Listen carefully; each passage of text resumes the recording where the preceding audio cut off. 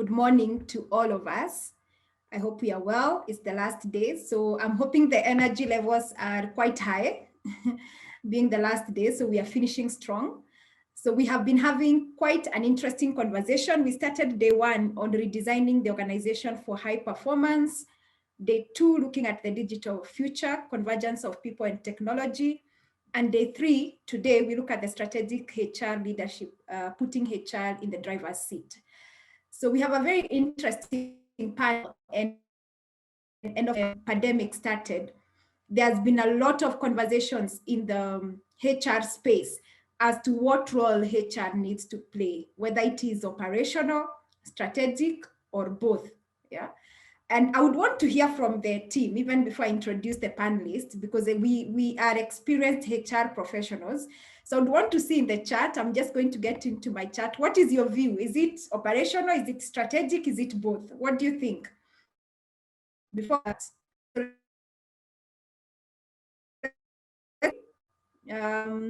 I'm hoping to see something put in the chat. So operational, strategic, or both? In case I miss something, let me know. Hans says strategic. We should play a strategic role. UV tells me it's both strategic and operational. Anne Mehak talks both. Neville talks about both. I think majority are talking about both, yeah? Both the strategic and the operational role.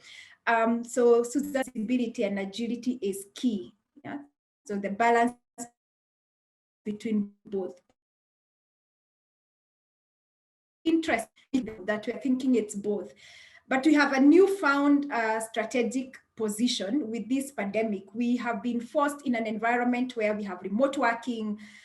We have just interesting dynamics. The gig economy has just become big. And so the question is, how do we leverage that so that we can get into the strategic role and still be able to look at the operation? So to help me with this conversation, I have a very distinguished panel. So my first panelist, I want to introduce them, is Dr. Patrick Toombo. He's the group CEO of Sanlam Insurance. He's an experienced CEO in the insurance sector, and he holds a DBA from Commonwealth University. He's a chartered insurer, and so he has quite a wealth of experience in the space of insurance.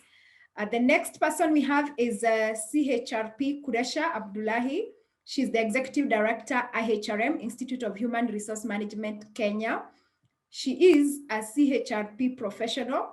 She must be like 2 months, I hope, in IHRM. She holds an MSc in HR from the University of Nairobi. And before joining IHRM, she was the regional HR coordinator for IRC, International Rescue Center. She has a diverse experience, both locally, regionally, and globally. And she'll be sharing with us her experience from Somalia, Yemen, and all those other places. And the other panelist we have Gabriel Nyamo. He's the Chief Transformational Officer in Quest Research and Consulting Firm. He's a very seasoned transformational and growth partner. And his areas are in strategy, development, execution, talent, and talent-driven organization. And he believes that any organizations need strategy in 2 areas. And that's why I want us to start this conversation. One in talent, and the next one in data-driven insights. And Nyamo, I want to start there. That's the newfound HR strategic role. What role is data-driven insights going to play in this new strategic positioning that we have found? All right, thank you, Wahito, Welcome, and the rest of the panel, and the rest of the panel team members and the attendees. I think it's quite important, before I address that question, to look at that proposition around positioning HR as strategic than operational. One of the key things that HR is trying to align itself is on decision making. How do we influence decision making? Now, traditionally, of course, we are people who are known not to really have what you call evidence-based decision making. And in HR, you'll find sometimes decisions are made either based on observation, gut feeling, or something like called expert opinion. You know, there's a way we have gotten used to dealing with things and making decisions. And it somehow works. Now, we are now moving into a very interesting phase where every decision has to be backed up with specific data or evidence. And this is now where the analytics comes into play. We have a lot of data that is within the HR systems and even on our physical filing, and we archive a lot of information. But sometimes we don't end up utilizing that information for decision making. So one of the key things that we have to emphasize for HR to position strategically is to anchor every decision point, the current conversations that we have with our managers who we support as business partners. We don't need to go there and tell them, yeah, we are recruiting new accountants, or we are looking for this particular skill set from the market. You need to back that conversation with evidence of how is that going to impact the business performance. Maybe there's an emerging skill set, which most likely it's the one that should drive our performance.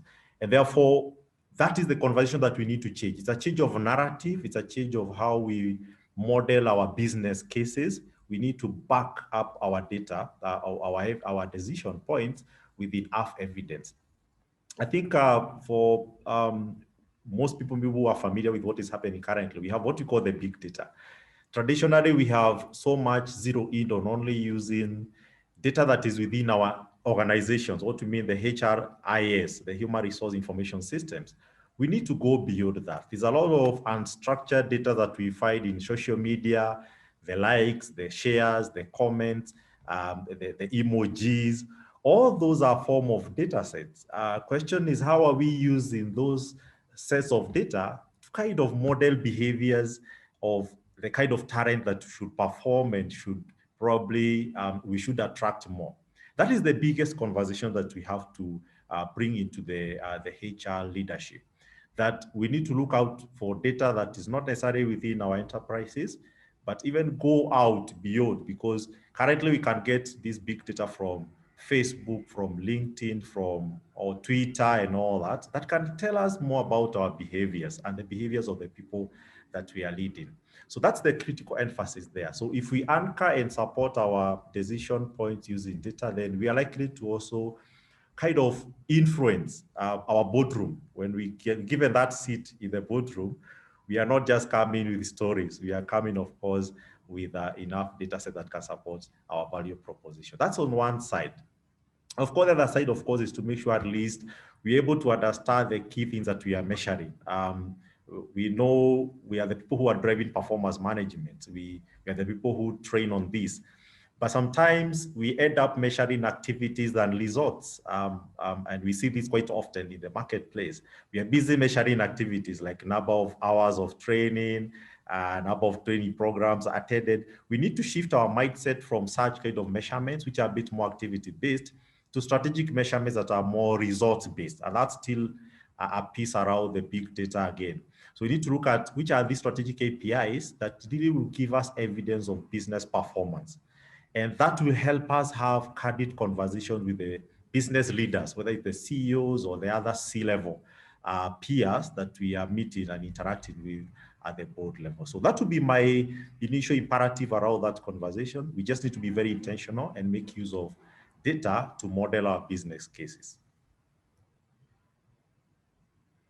Thank you, and I like that you brought in the aspect of bringing in data, even that is not within our space, you know, my Facebook, my sharing. And I'll be coming back to you to ask, where does privacy come in? You know, where does privacy come into my space? And I think we had somebody mention, I believe it's our keynote speaker, am I actually the one putting out that information out there? But before I get back to you, I want to hear from Kuresha. You have quite diverse experience, both locally, regionally, and globally. And as we look in this new space of reskilling, redeploying, the gig economy, what strategic role does HR have to play in terms of managing talent in this new era that we have to reskill, retool, redeploy, gig economy? You can actually employ somebody from literally anywhere in the world. And there's, of course, the legal aspect, which you have already dealt with that. What's the role of HR? Thank you, Wahitu, and the rest of the panelists and the distinguished attendees. I am glad to be part of this panel to share the experience. And Nyamo has started us very well, talking about data-driven decision making. And where do we come in terms of the support required from the HR? At the Institute, where we have members of about 14,000, the dimensions and the strategic role they're taking is changing. And if I add to the conversation, HR is no longer just an operational role. Long are the days when we were being told to do this. Actually, right now, HRs are telling the management, the leadership on what to do and how to ensure that they're getting the talent they need. Just to start with statistics, in 2018, we were talking about 68% of our current talent will need reskilling. But by 2021, we are talking about 94% of the talent we have needs to be reskilled. And in terms of now HR, when you look at it, we've become the center.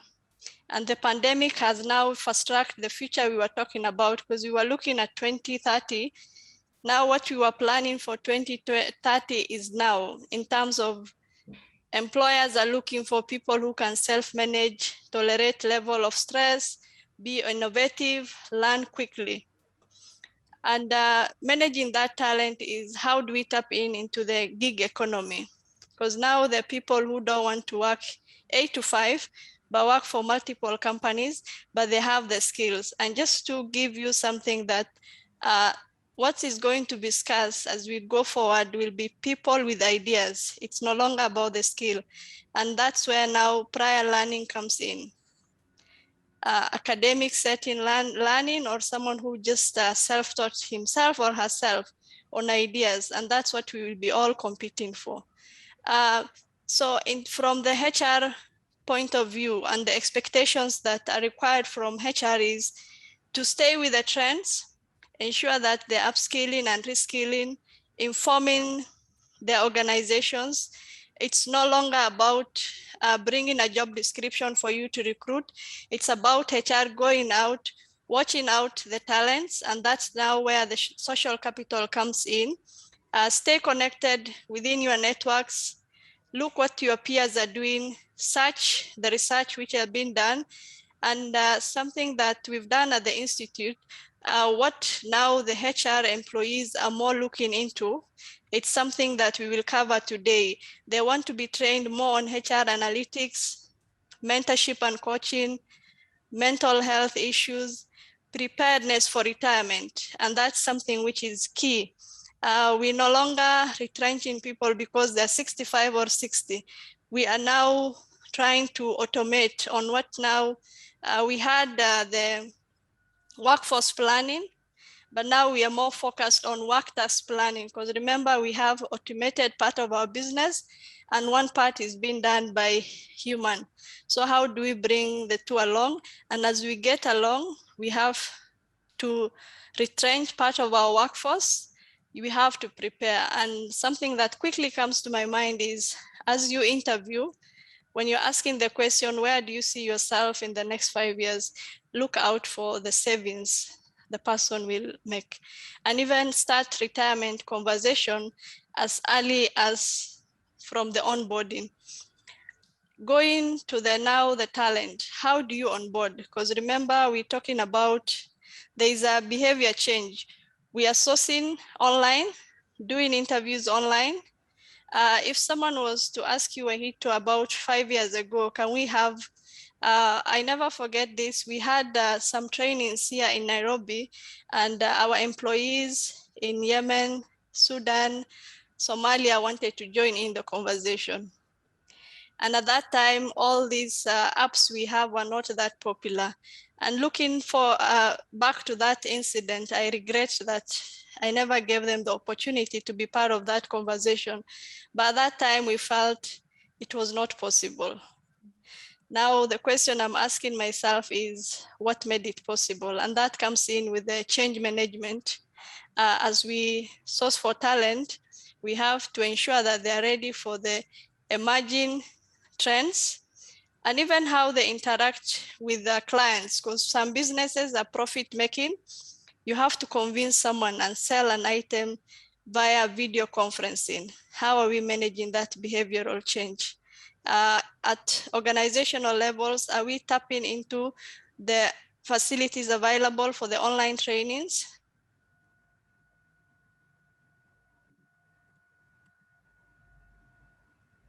I think we have lost Kuresha. Hello, Kuresha. Okay. So and I like the conversation that you were sharing, that we had things that were impossible before COVID, but all of a sudden they became possible. And I'm reminded of my own organization, Strathmore, where we have teams in the region, and we used to have learning series, and we never used to have them because the learning series were physical. But right now they're online, and so everybody can join from the different homes that they are in. So as we wait for Kuresha to come back, I want to bring in Dr. Toombo and just ask, as a CEO, when you think about this organization of the future, you know, this organization that you will be having employees working from wherever and probably working for 3 different insurance. I'm not sure whether you're going to allow that. What support do you need from your HR in terms of a strategic role, in terms of reimagining this organization of the future, from the culture, from the issue of the people that are going to be coming in, where you're going to be sourcing these people, the leadership, how you're developing the leaders to manage these people that are all over the world. What support do you need as a CEO? Dr. Toombo. Rightly as you put it, you know, if you don't accept change, then change will change you. We are living in the new normal. And in the new normal, we realize that things we could not imagine of some times back are now practical, as the panelists have said. You've seen a change in the way we do things. If you could look at just last year at the beginning of 2020, you couldn't imagine that a physical contact was going to be limited. When we meet, we used to hug. Nobody imagined that we will go our lives in the new normal, doing things that we thought can only be done physically. We have just been informed that we have abundance of skills world over. And any skill you require, if you want to get support from any of the skills that you lack in the organization, you can get them without subjecting the employee or the worker to getting visa or work permit. You don't have to involve the immigration. You just go online, look for whatever information you want. Some information you can Google, some expertise you can get. Today, we are having this conference, and we are not all of us together, but we are connected because we have accepted change and we have accepted technology. This is the new normal now, that the world is a global village. You don't have to fly Emirates. You don't have to fly Kenya Airways. You don't have to take Mombasa Raha to be in Nairobi for a conference. You can do it from your house. Now, we come to the skills you have talked about. What is going to happen? We already have agents and brokers working for multiple insurers. Now, what is going to happen in the future, and it has started working now, employees are want to work for multiple organizations, and you may know or you may not know whether your employee is working for another insurer. Same for banks, same for mobile providers, same for power generators, name them. So what is key is how then do we use HR as a strategic resource, as an operational resource, to identify this talent and provide input to our organization so that we can be able to differentiate ourselves in the marketplace, to attract the best and get the best output from the people we pay. In other words, now what we are moving forward to is paying for service. Somebody can come and work for you just for one day, resolve your problem, and move on. You pay online. You just go in, key your details, or pay over PayPal, or in a till number. You don't have to see the person, but you get the results you want. So we are going to get employees working for many organizations at the same time. So what we will require is to make sure as a company or as organizations into the future is to be technologically compliant in the sense that we must have the facilities in place. Investment has to happen. We have to invest in technology. We must accept innovation so that we are within that space. And then we can tap talent from wherever they are, reward them handsomely, and get the output and move forward. I think simply, I would like to put it that way. Thank you. Thank you, Dr. Toombo. And I would like to just get a little bit deeper in terms of how your managers in Sanlam have continued to motivate people, lead people in this season of ambiguity. You know, we had a season where we believed to get insurance, I need to show up at some place, you know, in some office. Then COVID happens and I can't show up, you know. How have your leaders continued to motivate and ensure that there's engagement in this new environment? Thank you, Eda. In the new environment at Sanlam, we have now in place self-service portals where our client can query, our clients can move in and buy a policy. We have partnered with our agents. We are selling our policies online. You need a motor sticker or a motor insurance, you just go to various partners that we have in place, you apply, you are able to get insurance without coming to Sanlam or without seeing an officer at Sanlam. All these have become digital. And it's not only at Sanlam. At the Association of Kenya Insurers, where I was just the past chairman, we adopted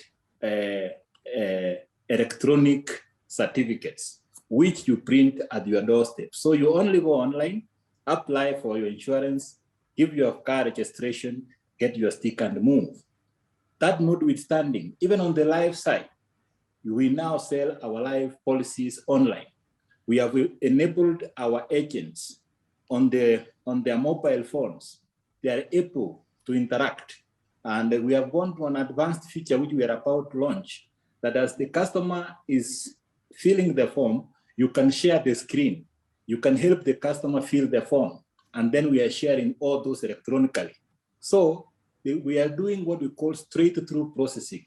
Our managers are relying on the telephones, on the WhatsApp, and we are able to confirm every day, every hour, how many sales have we made digitally. In fact, as we speak today, about 30% of our sales, our claims payment, and the rest are all online. Even approvals at the medical centers, we are approving them online. So our managers are quite happy. They give support, and we are continuously learning. We are continuously improving. And what I remember saying earlier, if you don't accept change, change will change you. So what we are doing is embarking on continuous improvement, because what you did yesterday and Excel may be relevant today. So you must keep the pace with what is happening. Thank you. Thank you, Dr. Toombo. So it's up to speed and they can still be able to access the network. So, and in this gig economy and all those things that are happening, how can we use this data analytics to advise us in terms of compensation, the benefits, and are we able to, in this new normal, tailor that benefit to fit particular individuals and not a one size fit all? Okay, thank you, Wahito. I know I lost you the first statement, but I think I can get the last part of it. So you've raised a very pertinent issue when it comes to one of the application of big data in total reward strategies. Long gone is when we used to have one benefit, you know, one size fit all. So you subject a 20-year-old millennial to enjoy a benefit that probably they only needed maybe 10 years or 30 years to come.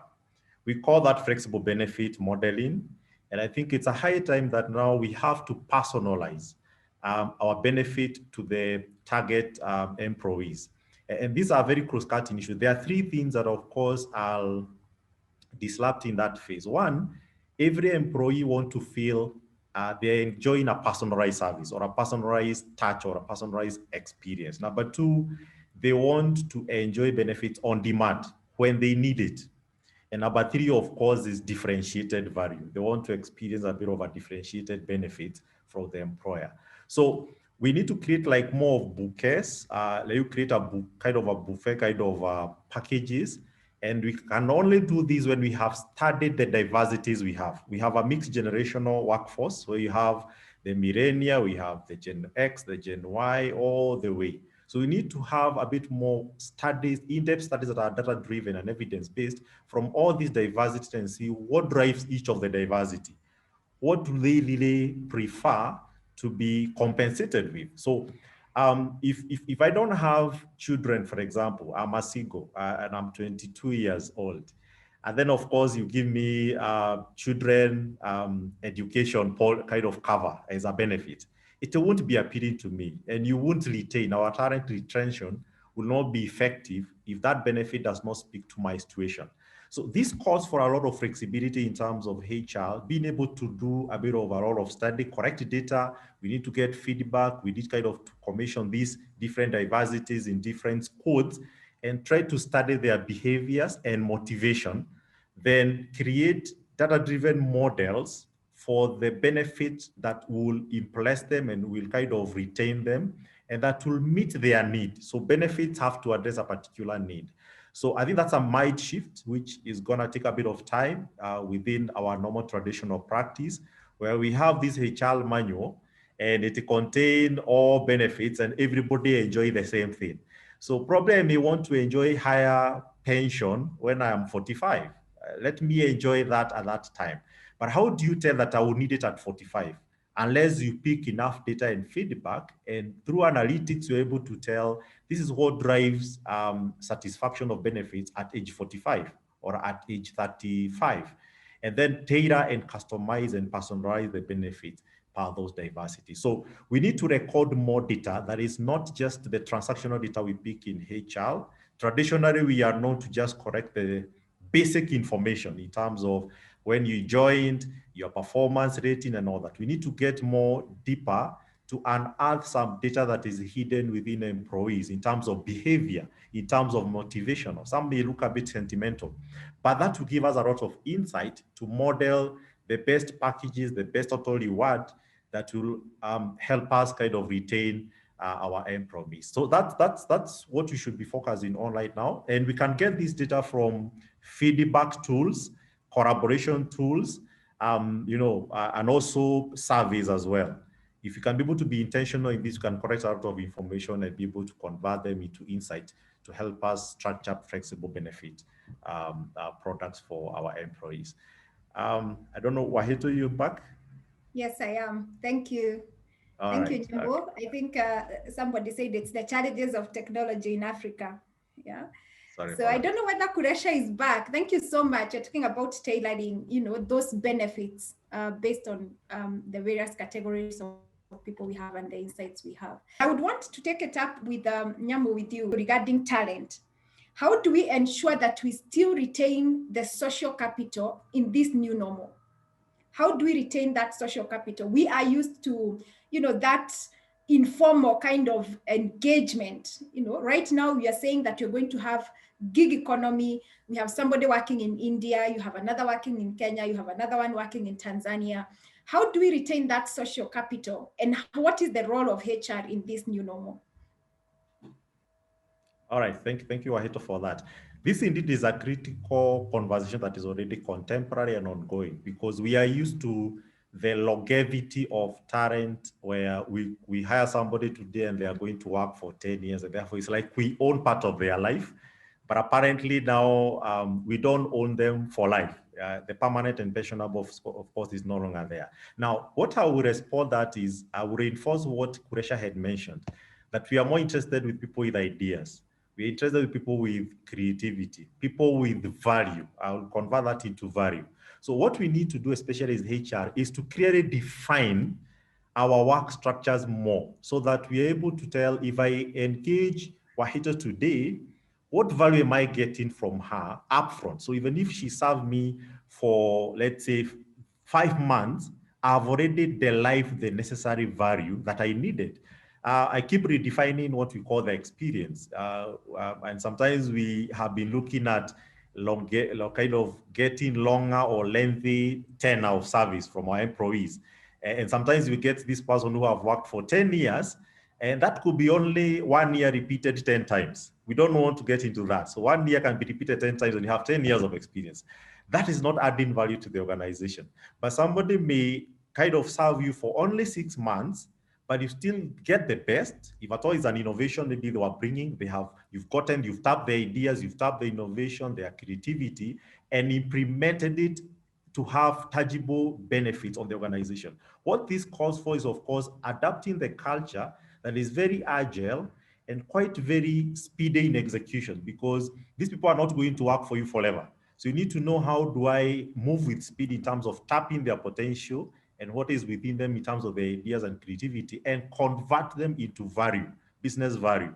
So that will have to change the way we do things. If you've been taking 3 months to do onboarding, we have to shorten that period. So that maybe is a bit, within 2-3 days, you make somebody kind of the onboarding experience so comfortable that within 2-3 days, they kind of can be able to plug in and give you the value. So you'll not be interested with now somebody working for 10 years, for 20 years, but for just that short period of time, you've been able to leverage their value. So we have to change our policies in terms of like the onboarding, the process we use in terms of how we do the employee branding and all that, have to change to a bit more shorter period.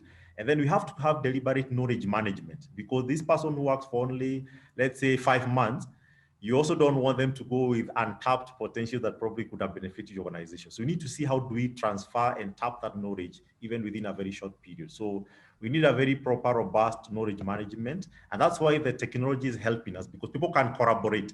By end of this session, I've already kind of left a trail, or Dr. Toombo have already left a trail of wisdom for what you have shared inside the Zoom platform. So technology can archive that, and it can be reused by somebody else. So we need kind of to be very intentional in that kind of collaboration of knowledge. And that then means we are able to still get the best from the gig economy. Okay.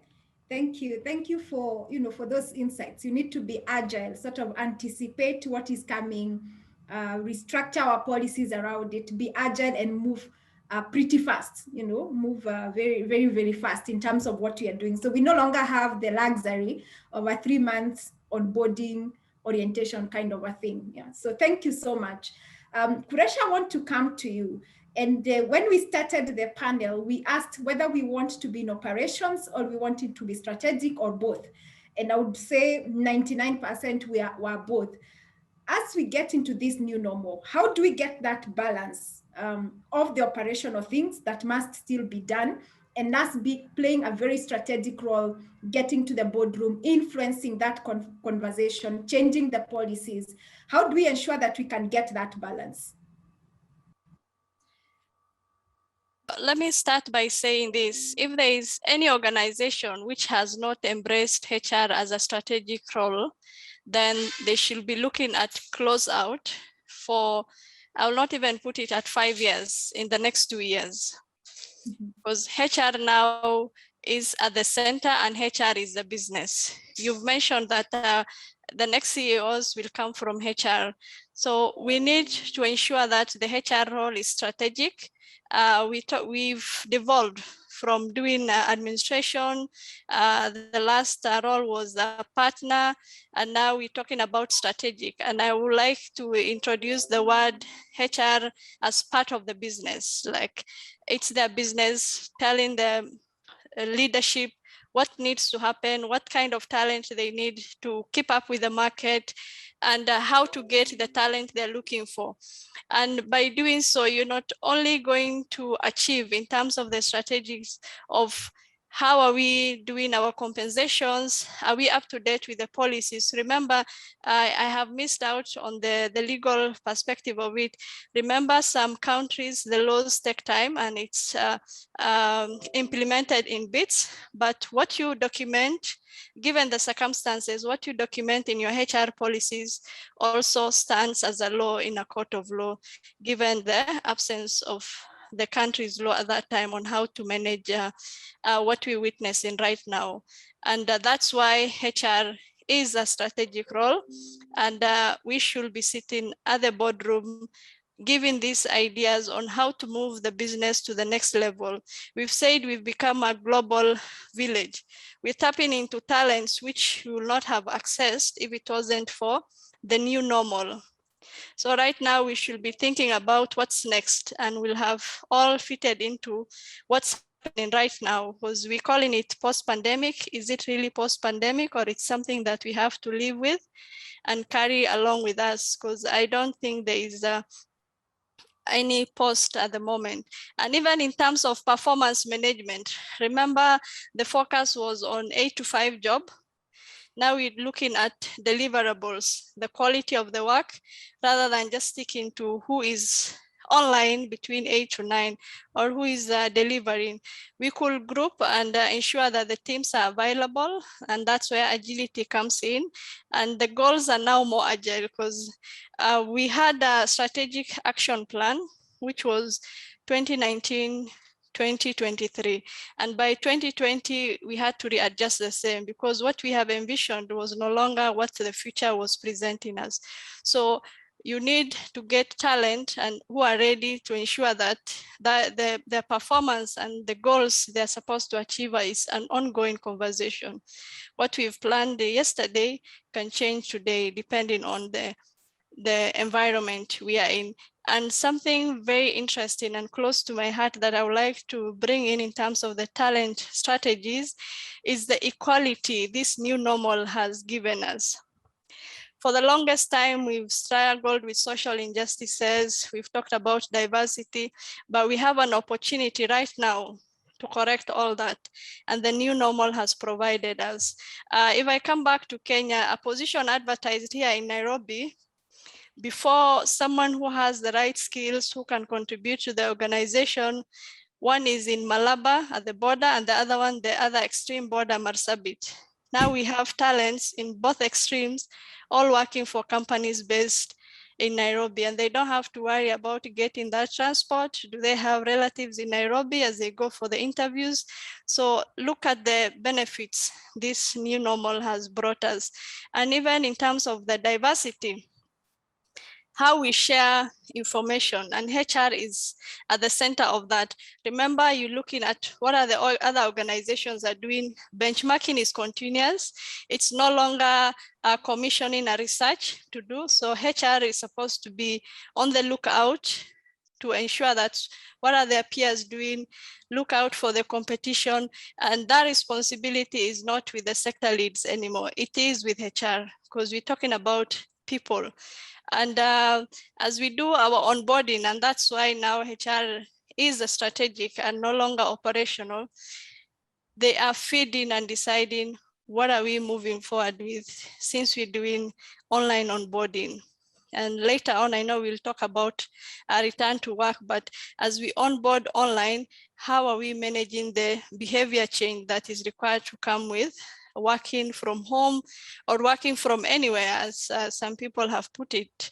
For, again, the strategies that in terms of the talents, if I just sum it up into some few points that I have here, we're talking about upskilling, reskilling.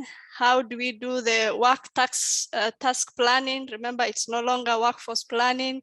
The performance management, shift from fixed goals to agile goals, move from 8 to 5 job to anytime work, as long as the quality is met. We're looking at the unlimited geographical space. You can work from anywhere. So we're tapping into the global talent. How we even source. There is a survey on LinkedIn that the those seeking employment are searching with keywords like remote, and that shows you that the gig economy will continue growing, and those are the policies we need to think about, and even updating our own policies on how we interact online in terms of workplace respect policies, because remember, workplace harassment is not just office-based, it also goes to the space of online, how we interact, what kind of information are we sharing? Wahito? Okay, so I want to go to Dr. Toombo. And the purpose of organizations is not to keep employees and managers happy. The purpose of organizations really is to deliver purpose, value to customers and shareholders. And as we look into this very important role that HR are playing in terms of building culture, change management, what skills and are mandatory in this, and competencies will be mandatory in this next phase for the organizations to continue keeping very enlightened customers and shareholders happy? Dr. Toombo. Joining. Thank you, Eda. I think I will differ slightly that organizations are there to just make customers and shareholders happy. Actually, employees are the key stakeholders. They are the first and the foremost beneficiaries in an organization. When you check, this is the nerve center of any organization. If employees weren't there, then the investors, the shareholders, will take their money, buy treasury bills, and get a return at the end of the year, all as scheduled when the coupons mature. So when you check, we are talking about satisfying or making customers happy and also making the shareholders happy. This can only, and it can only be achieved by happy employees. Why do I say that? We are talking about high performance culture. We are talking about somebody who is the first person to benefit each day when the organization is operational. The employee wakes up to go to work, either working from home, others are working from cyber cafes, others are even working from their social clubs where they go to the gym or sports, but they remember, I have to work for the employee. And at the end of the month, that is their livelihood. They have to get something to take home to their families. In other words, before profits come, so that the government can get taxes, before profits come so that the shareholder can get dividend, the employee has already earned a salary. This is the person who is at the farm. Look at any farm. This is the person who tests the fruit if they have already matured. So the employee is part and parcel, and is the first person, and is the nerve center of an organization. So when we look at that, the skills we are looking for, or the skills that we'll look for in the future, are employees who are able to multitask, employees who are able to respond quickly to changing business circumstances. The environment is keeping on changing. The business environment is keeping on changing. Now, when you check the travel industry as we talk now, you know what are the goings on. If it's aviation, you know what is happening. When you look at the hospitality industry, you understand what is happening. You have seen banks and the rest. They are talking of downsizing. They're not saying they don't want the employees. They are downsizing. And others are creating more jobs. Other organizations are talking about agile work environment. We are talking about agile employees, employees who are nimble, that can respond quickly to whatever is going to happen. And that's why things are changing, that you need to understand the people you are employing. Because now, even on certain airports, you don't need to have police officers to check who is coming in. The camera is there, which can identify from the way you look using artificial intelligence, whether you're a criminal, then you are subjected to a different route, and then you can be examined there. If you are calling in to find out the status of your policy or your bank statement, you are only being answered by a robot. It tells you, we will come back to you. We are put on hold. There's somebody talking to you, but there's no human being there. It's just a robot, meaning that more and more, some jobs that could be done manually, they're repetitive. We are being replaced by robotics. We have robots now working. What does this mean? We are having employees, we ourselves, we are having excess capacity. And this excess capacity is what we need to tap into. How do we employ our employees gainfully to get optimal, not maximum, optimal output?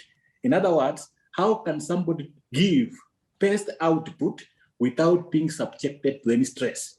Then people now need to be technologically savvy. They need to know how to use technology. If one cannot use the computer because he's away from home, then I hear my friend Kuresh saying he's now using MiFi or MiFi after the power went off. And that's a new thing. Previously, Wi-Fi was not there, but now it's there. So these people, I should be able to be technologically savvy. One thing, people, you have to check the kind of people you are employing or the people you keep in employment. How are they responding to the changing circumstances so that they fit in and be productive? That is one element. Two, attitude. The people you are getting to the job environment, what is their attitude? Is it the employee who feels I'm entitled, am I permanent and pensionable? And then they don't care. Or you are looking to an employee whose orientation, whose thoughts are, I need to perform and excel. I need to be unique. In other words, you are not looking for the best employees because to be the best, you can only be number one. And when you are talking of number one, you can always be dislodged. But we are talking about an employee who is adding something extra, something that makes sense to the organization. So we are looking at people and we are looking at the attitude. We are not only looking at papers because you will find somebody with a PhD and putting it behind yourself.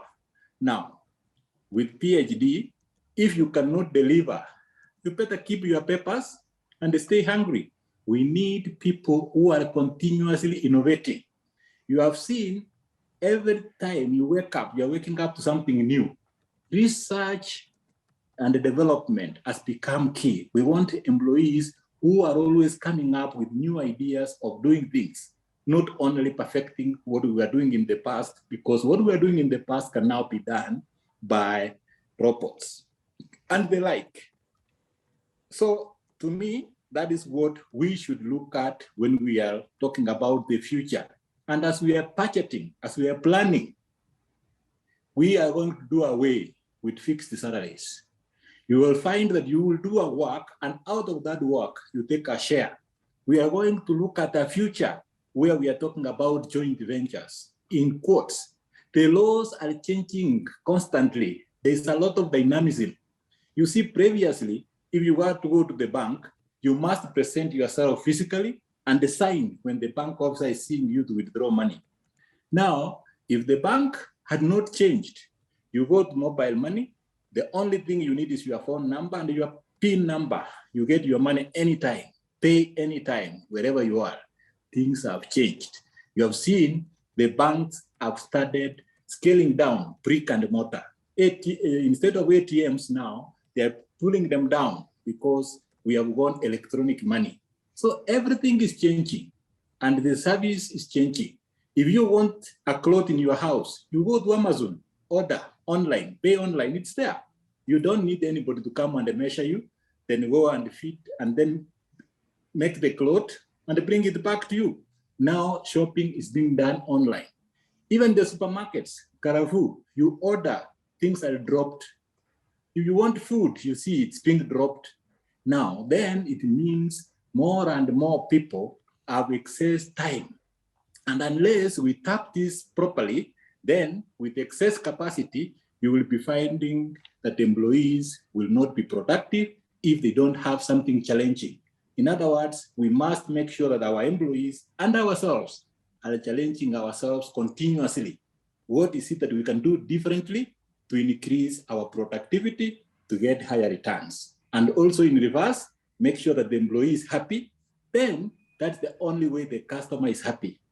Because when an employee is happy, he wants to make sure that customers, new ones are coming, and the current ones are served well, because they will be spreading by word of mouth. Now we have moved away from where you are seeing people, but people will be telling the others, you go to this website and dial www.sanlam, you get your service. Go if it's anything you want. That is the area where we are going, where employees will do things perfectly well, and then make the customers come back and bring their friends, bring their relatives to that shopping portal, and we will be excelling. I think I will stop there, for I know the facilitators have got more ideas than I have. Thank you, Eda. Thank you, Dr. Toombo. And I like that we have inside, that is the employee, the managers, and the organization outside. That's the customer, the regulator, the community. You know, it's not just outside. So I like that. I want to pose a question to Mr. Nyamo, a question that is on the chat. And in case you want to put in a question, please do. We want to have a conversation. Let's engage. So Nyamo, somebody asks, Mr. Nyamo mentioned quite a lot on ensuring that we collect as much data as possible to facilitate HR operations. Kindly mention something on data protection in relation to the kind of data HR collects. What's your take with the kind of limitations that we now face, of course, on the data privacy issues that is there? Every good things or any market disruption comes with both sides, the good and the bad. When we started moving into what you call the Internet of Things, that's the crowd and everybody has an account, whether it's a Facebook or a social media account or a Gmail or many other presence that we have there. Of course, we found that there are people, of course, who have misused that information. Now, data protection and privacy, I know this is a global concern currently. It is not a limitation by itself. It's a way of responsible management of data. So that requires what you call proper data governance. Apparently, most organizations there before didn't have clear data governance frameworks or policies.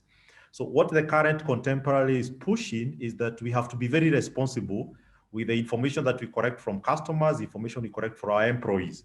So the thing is just to make sure at least we have proper mechanism that the data is being used responsibly, and where we need to seek consent on why we are using it, we of course engage the users.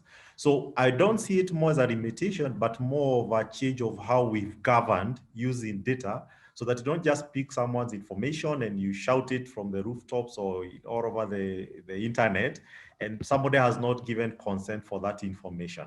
But on the other side, I would say there is what we call data democratization. In fact, that's the current contemporary trends we are seeing in the market.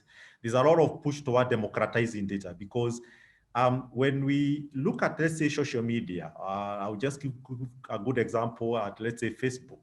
All of us have contributed to that big data, because it's your like, my share, my comment, everyone else. So it's a shared resource. We have all like trained that technology on what IT people will call, or data science will call, machine learning. We have trained those technologies using our own data.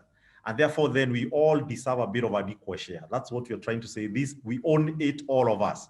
So with that in mind, of course, there's still part of the data that is a bit publicly can be viewed, but of course, responsibly used.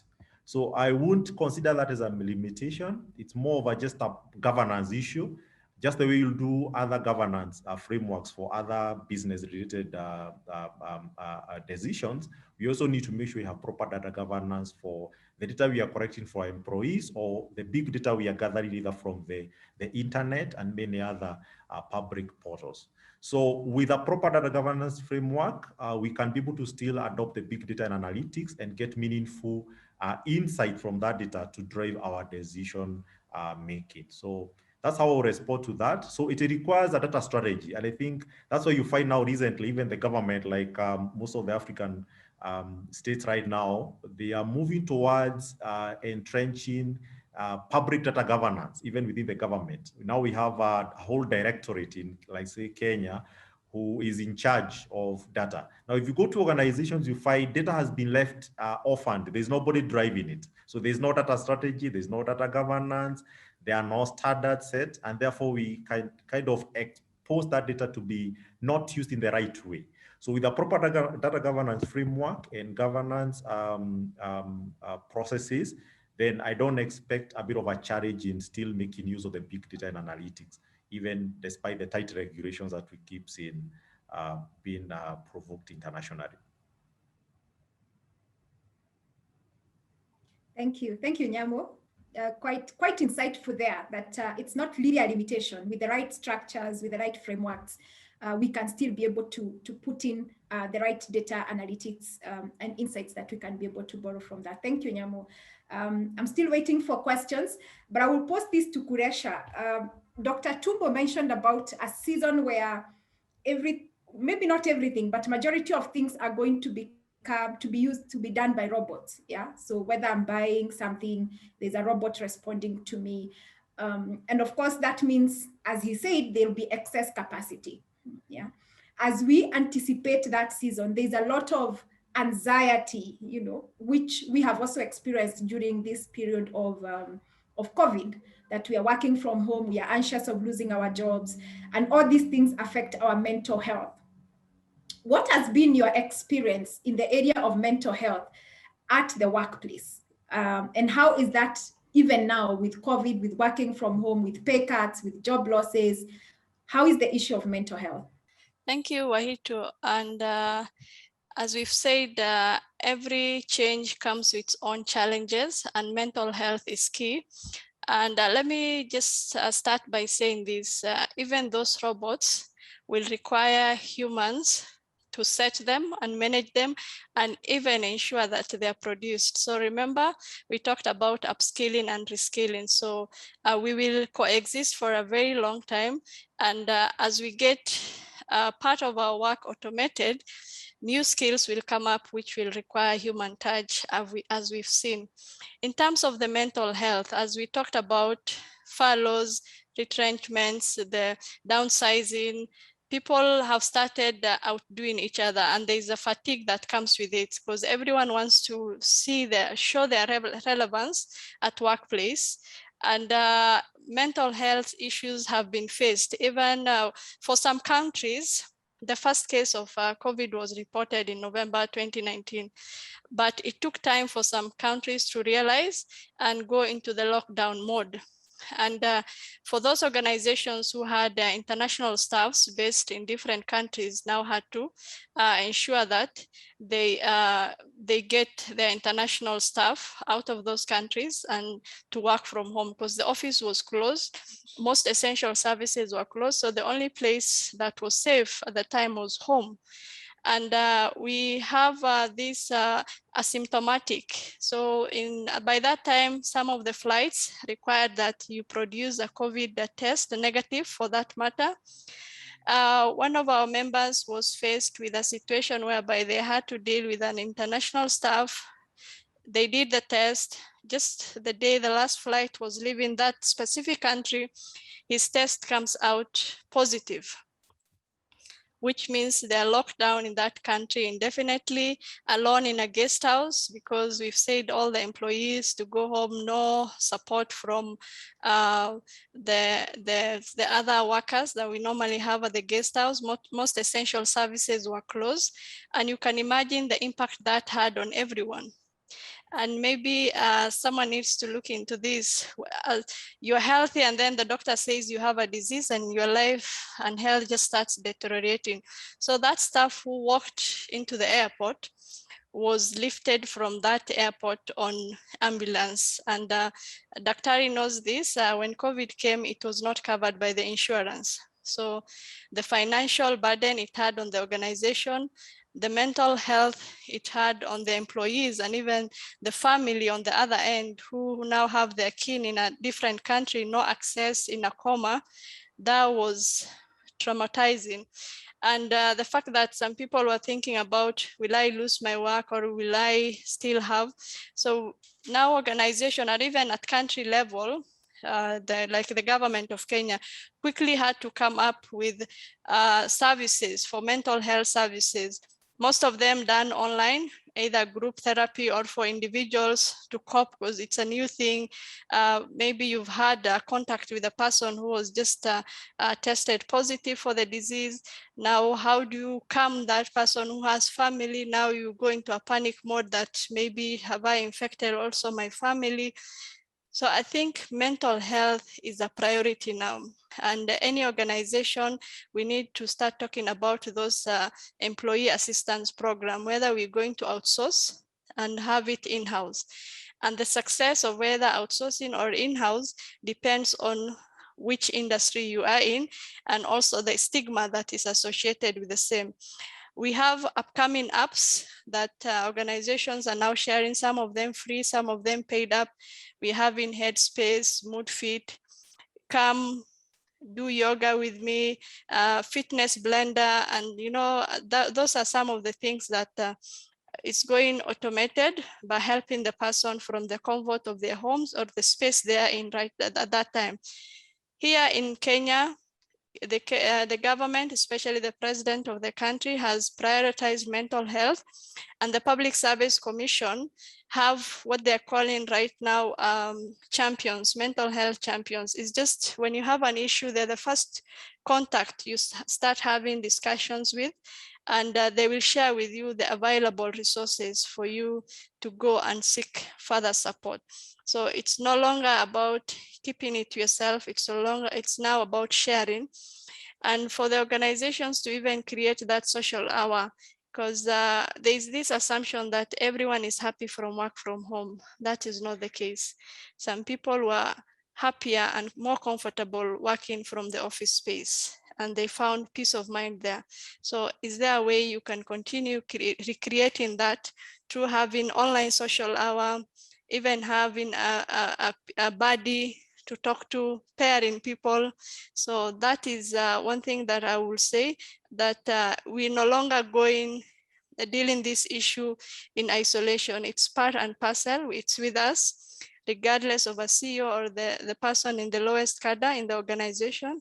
We have to come up with strategies to support and ensure that people keep going and giving that assurance, and even training the supervisors that when you call your employees, you're not just asking about work.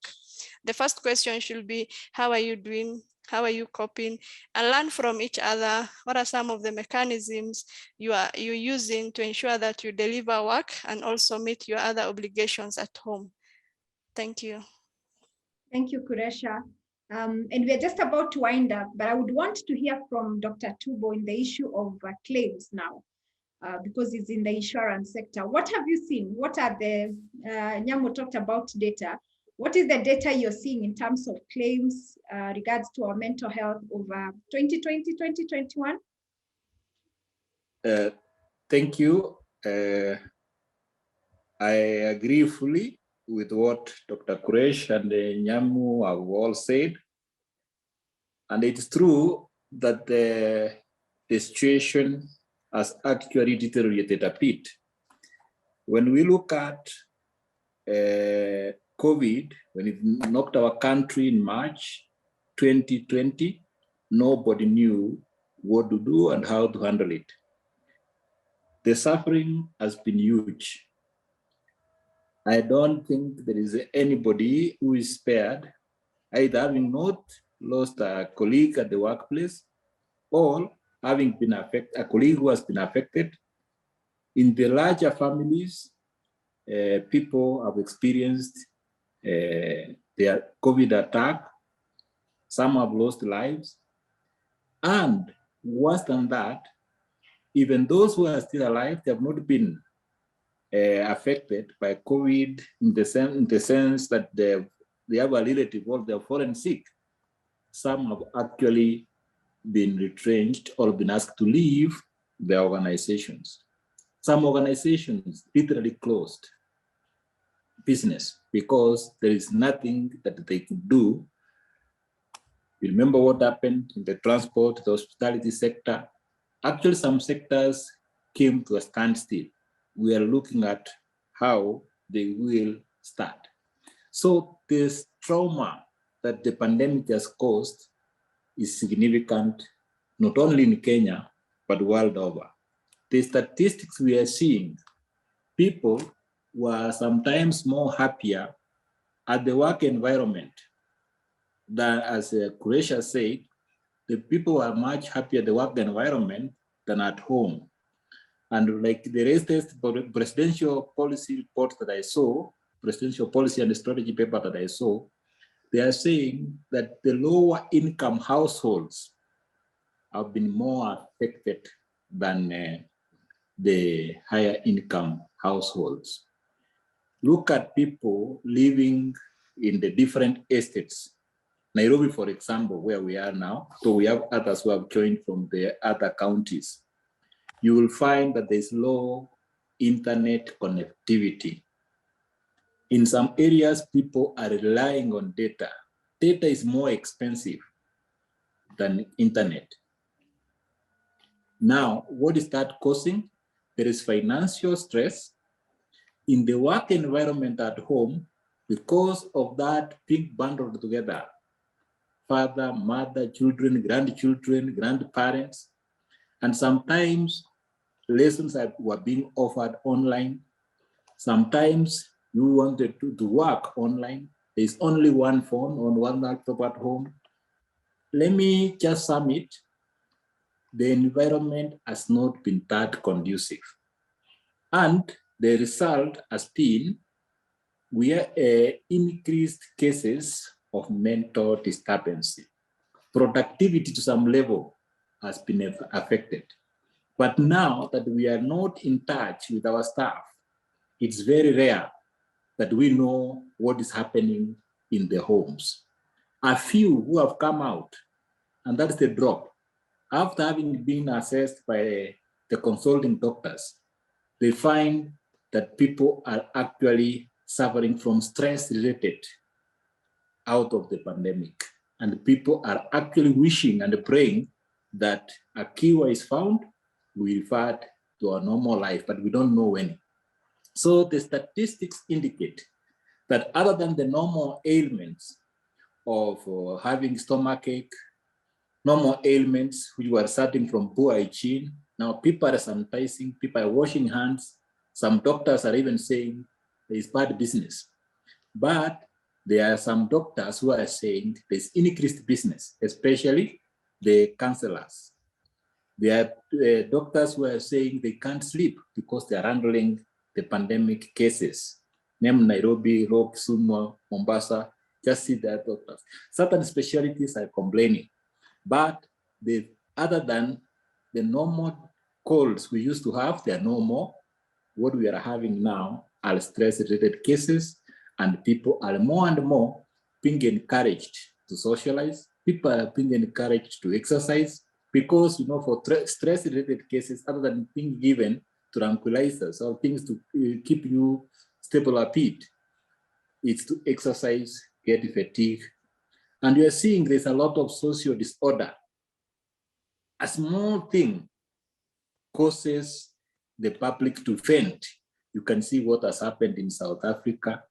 It may be that yes, Zoom has gone to change, but people are fainting. There's a lot of frustration that people are fainting out. You have seen even in a few places in Kenya as well, a small thing that triggers people want to go and meet the public rallies. But it's because as a result of stress. So the statistics are saying the number and the trend of mental illnesses are increasing rose during the pandemic than ever before. If I give you statistics of today, they'll be misleading because we have not been able to capture country-wise what are the mentor cases, and we will rely more on our Bureau of Statistics for the result that can come out. But from word of mouth, yes, mental illnesses have gone up. So what we do at the workplace, it's not only the HR that is getting in touch, checking on our employees. Each of us has a responsibility to reach out to the employees. We do keep monthly meetings, sometimes ad hoc meetings, but all these are virtual. And still, we have others being able to join, others drop even on the virtual calls, but you can see that drive that people are looking at an opportunity when we can congregate together again.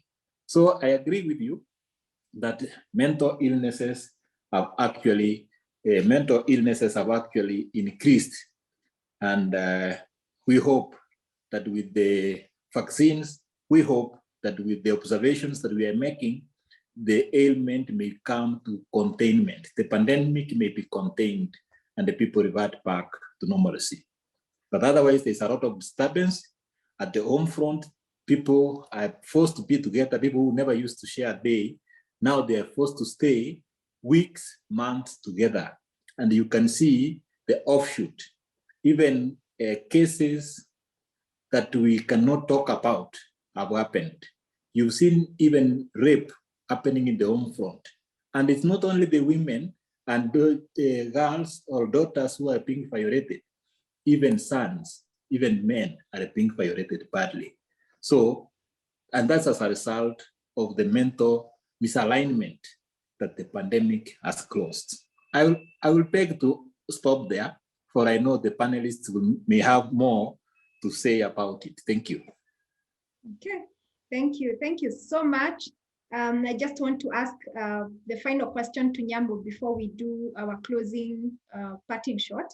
And Kudesha, there's a question for you. I think somebody wanted you to retype the points you had raised. Maybe you can just do that on the Q&A.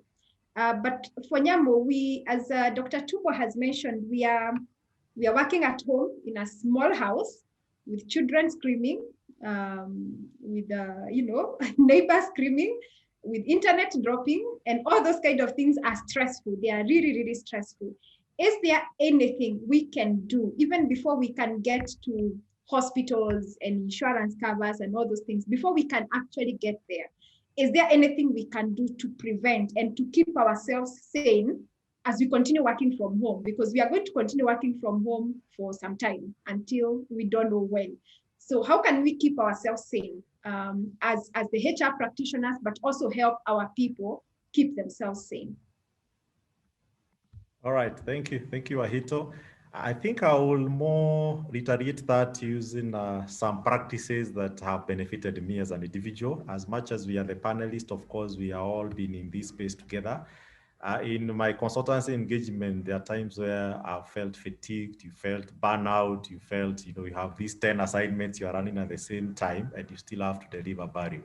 So I subscribe and I really say that we can be able to exercise what you call mindfulness. And I think that's something that we are hoping that even through partnership with IHL, maybe later, we need to see how we can guide HR leaders to kind of embrace even workplace mindfulness practices to allow employees connect with the current. We mostly are stressed either by the future, either we are regretting it or we are experiencing pain from the past, or probably we are too anxious about the future, that is tomorrow. We rarely spend time with the current. We rarely kind of focus on the current now, the power of now. So there's what we call mindfulness, and I would kind of advise all of us, you can be able to research more about this. Simple things like breathing, just taking a break, 5 minutes and breathe. Take a minute and just feel the feeling. Sometimes we say we are feeling sad, but we don't connect with that sadness itself. So get it to feel the feeling itself.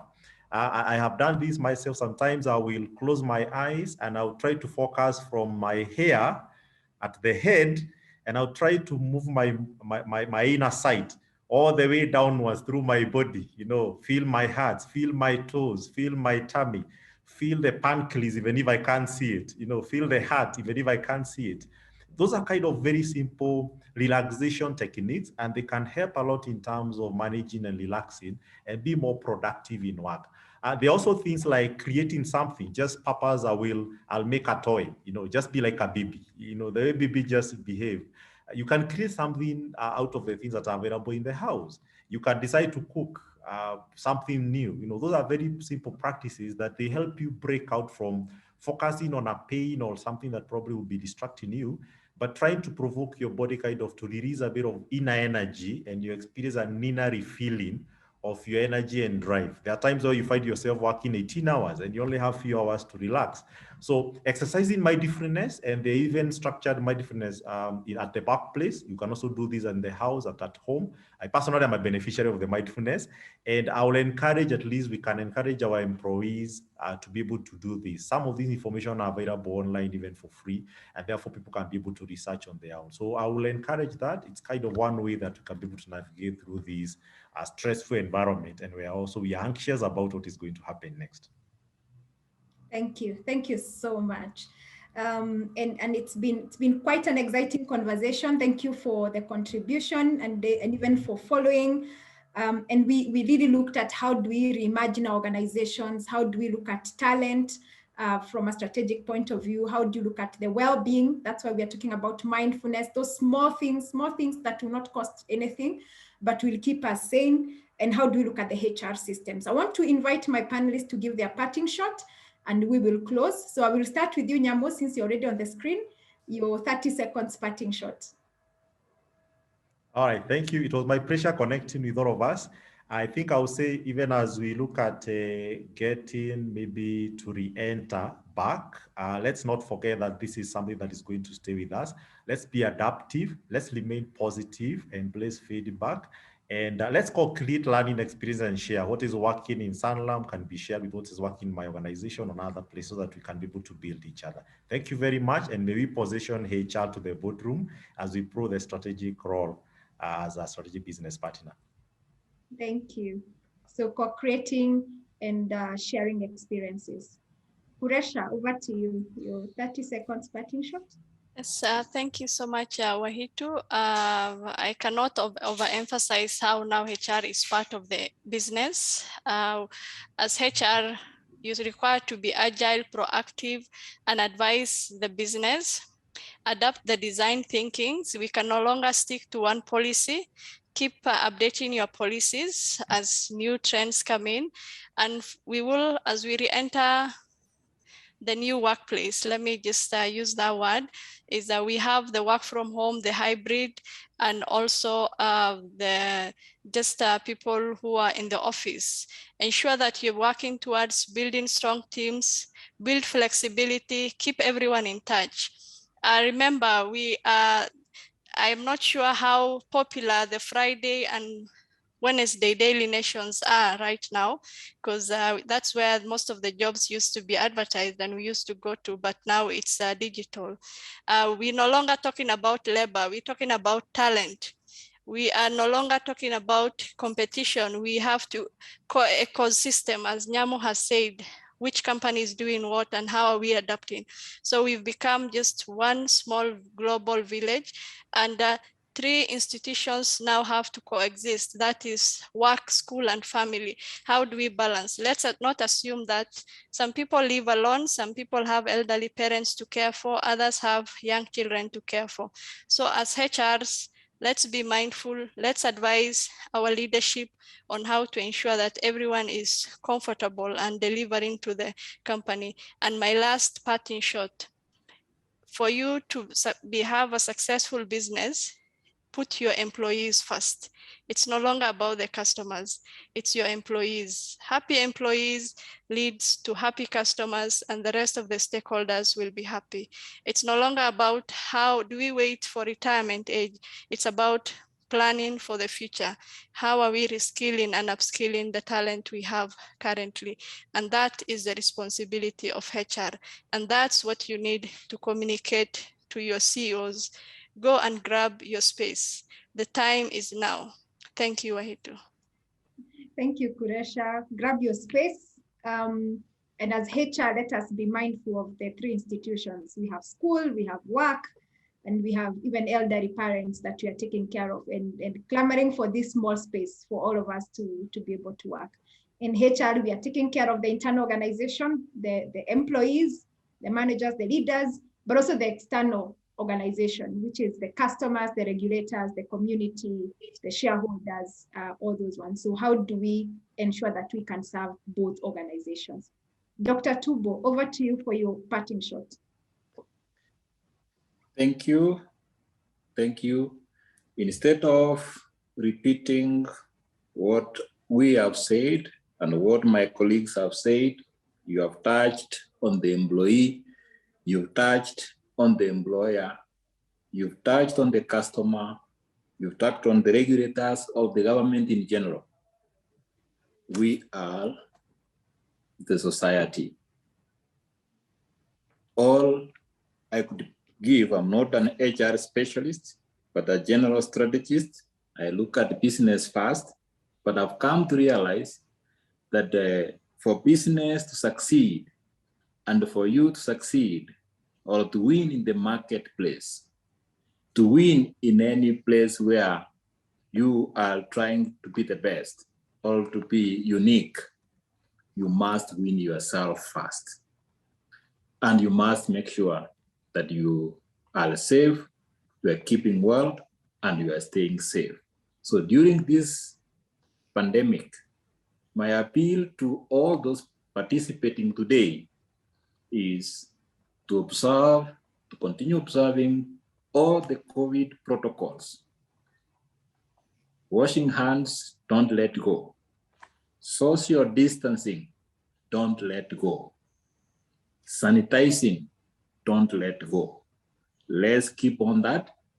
Let's trust in God and pray for his protection, for his guidance. As we wake up, let's praise him. Let's look at our families. Let us look at our colleagues. Let us look at the neighbors. Let us look at everybody. If there is anything you can do to help save a life, to have somebody put food on the table, to wake up the following day, do it and do it and do it, because that is the reward we can give ourselves and to mankind and our Creator we most graceful. Let us not stay in fear of catching COVID. Let us not stay in fear of losing our earnings because of the changes, because of the innovations, because of technology. Let us have faith that we will conquer the pandemic, and this we will do by conquering ourselves.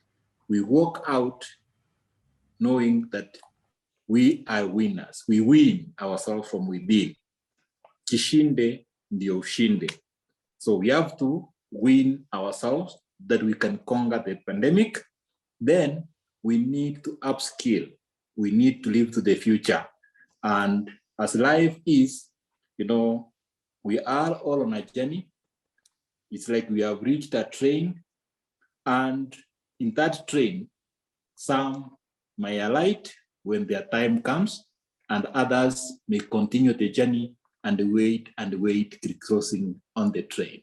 With those very few remarks, may God bless each one of you abundantly. Thank you. Thank you, Dr. Toombo. And you have said we take care of ourselves, but we also be our brother's keeper. Ensure that we can put a smile on the table of on the face of someone. We can help them. Let's support them. So thank you so much. It's been a pleasure hosting you, Dr. Toombo, Mr. Nyamo, and Kuresha. It's been a real pleasure hosting you, and we have enjoyed the conversation. So I want us to just appreciate them, even on the chat. Just say thank you, and you can even put what you have learned as I hand over to Hans. Thank you so much, and have a lovely day.